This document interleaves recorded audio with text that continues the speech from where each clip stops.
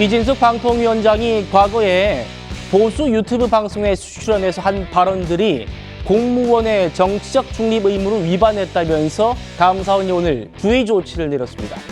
민주당의 요구로 감사가 시작된 지 8개월 만에 나온 결론인데요. 어떤 발언이 문제가 됐었는지 바로 듣겠습니다. 이진숙 방통위 위원장은 정치적 중립성을 위반하고 직무를 남용했다는 이유로 지금 직무가 정지된 상태입니다.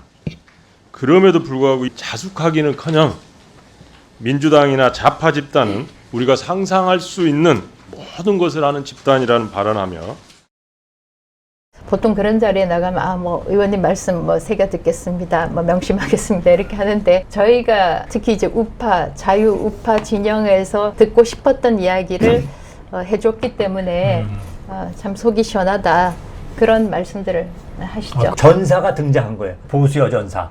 이래도 될 지금 소개인 것 같아요. 참 감사한 말씀이고요.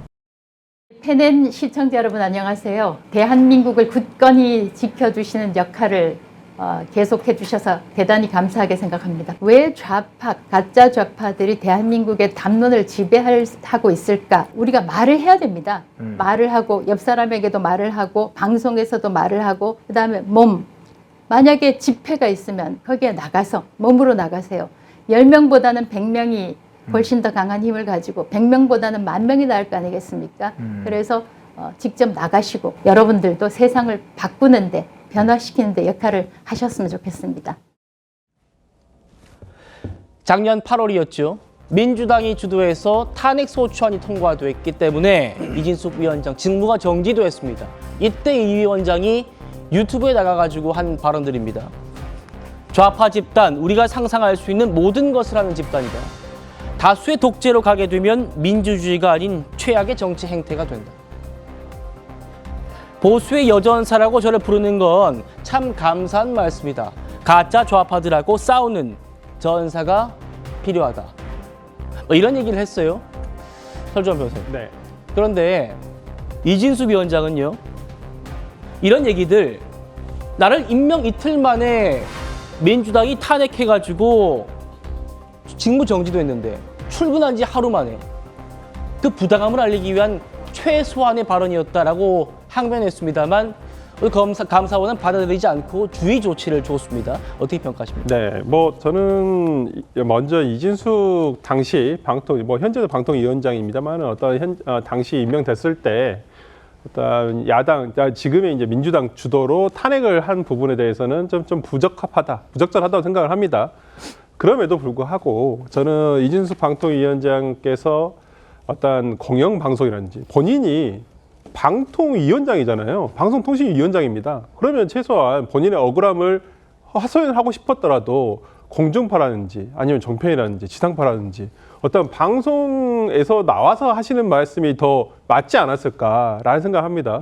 어떤 방통위의 규제에서 벗어나 있는 어떤 유튜브라든지 이런 개인 채널에 나가서 다소 지금 우리가 방금 보셨다시피 본인의 어떤 정치적 성향을 드러낼 수도 있는, 판단할 수 있는 말씀을 하는 것은 어찌됐든 간에 공직자로서 아무리 직무가 정지된 상태이긴 합니다만은 해직된 상태이거나 공무원의 신분이 아닌 상태는 아니지 않겠습니까? 그렇다고 한다면 어떤 본인의 정치적 성향을 나타낼 수 있는 말 등을 어떤 유튜브 채널에 가서 한 것은 조금 부적절했다라고 보이는 부분이 있습니다. 저는 감사원의 감사 결과가 어떤 주의 조치에 해당하는가 여부 그 정도는 변론으로 하더라도 어찌됐든 간에 본인의 공직자로서 오해의 소지를 받을 수 있는 발언 자체는 좀 문제가 있지 않을까 싶은데요.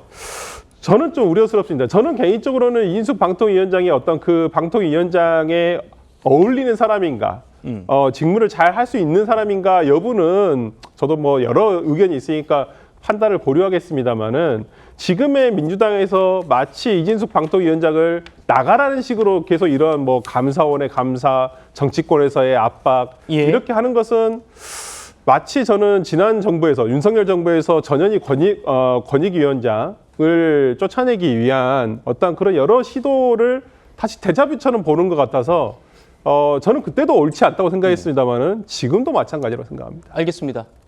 민주당의 지금 사퇴 압박 얘기 잠시 뒤에 또 해볼 거고요. 윤준희 의원님. 예. 원래 이 감사요. 국회가 요구한 지 3개월 만에 결론 내야 하는 감사였습니다. 그런데 한 8개월 걸렸단 말입니다. 그래서 일각에서는 혹시 새 정부가 들어서 가지고 결론이 좀 바뀐 것 아닌가, 감사 결과가, 이런 의구심도 들리는 것 같습니다. 어떻게 보십니까? 그러니까 감사원이 사실은 민주당에게는 눈엣가시였던 존재였던 것이고, 정권이 바뀌니까 감사원 입장에서도 마치 이제 바람이 불기도 전에 먼저 눕는 풀처럼 이런 뭐랄까요, 선물 보따리를 내놨다, 이런 정치적 평가도 받을 수 있을 것 같아요. 그러니까 예. 이렇게 우리가 이진숙 위원장의 감사를 했다.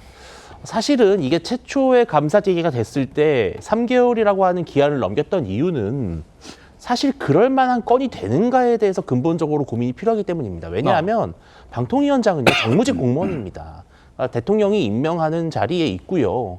여기서 말하는 국가공무원법상의 정치적 중립이라고 하는 것은 아주 적극적인 의미의 정치 행동, 그러니까 뭐 선거 운동을 한다든지 낙선이나 당선을 목적으로 어떤 운동을 한다든지 그러한 것들을 하지 못하게 하는 것이지, 실은 모든 국무위원들은요, 뭐 대정부 질문이라든지 이런 정치적인 자리에 나와서, 뭐 상임위 국정감사에 나와서 자신의 정치적 견해를 과감하게 표현합니다. 이러한 것들을 전부 걸기 시작하면 사실은 모든 장관들, 국무위원들이 전부 감사원의 감사를 받아야 되는 그런 촌극이 벌어집니다. 예.